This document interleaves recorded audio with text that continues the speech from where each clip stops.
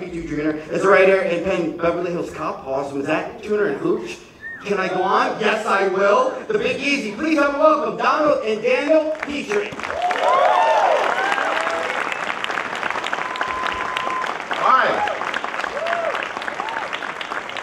I'm Daniel. I'm the writer guy. This is Donald, my brother, the director guy.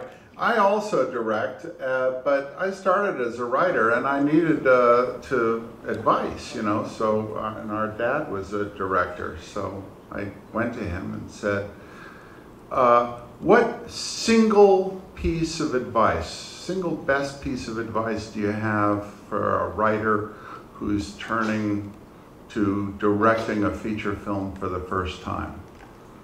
And he said, Danny, get a flu shot. So I share that with all of you. It's great advice. Live by it. He said, you know, if the writer gets the flu, it's too bad, but in the whole scheme of things, it's not a tragedy. But if the director gets the flu, you're in danger of the production. So get a flu shot. And I've taken that advice ever since. They're coming up at a time where it is as difficult as it has been at any time that I know of to break into the Hollywood side of the business. But having said that, it's the easiest time to become a filmmaker, to become a television provider, to work on the internet, because the tools of production have gotten so sophisticated and so accessible that people can go out and make their own movies, make their own projects happen.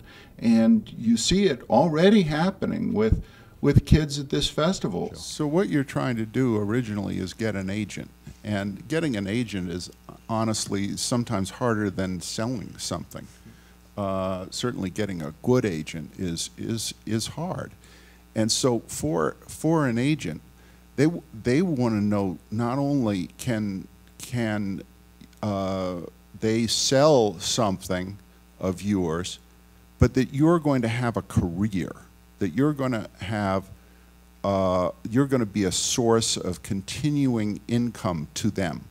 And so for television, you'll have to have a package of kind of bulletproof specs along, and it certainly doesn't help to have a full-length, it certainly doesn't hurt, excuse me, to have a full-length feature film as well to support your television writing and to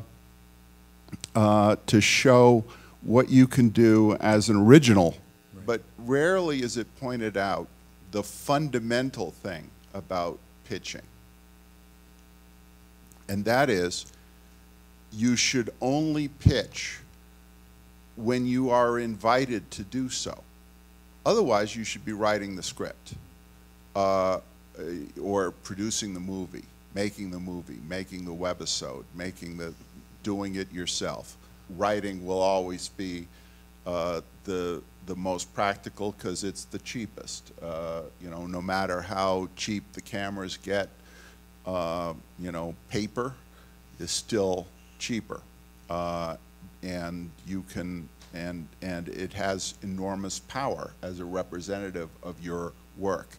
Ideas are not copyrightable, but the expression of an idea is.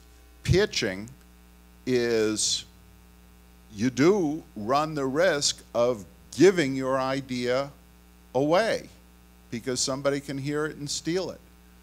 But if you remember that you only want to pitch when somebody has said, hey, I was at College Film Fest last year and I really was impressed with your film, when you feel you have something good, call me.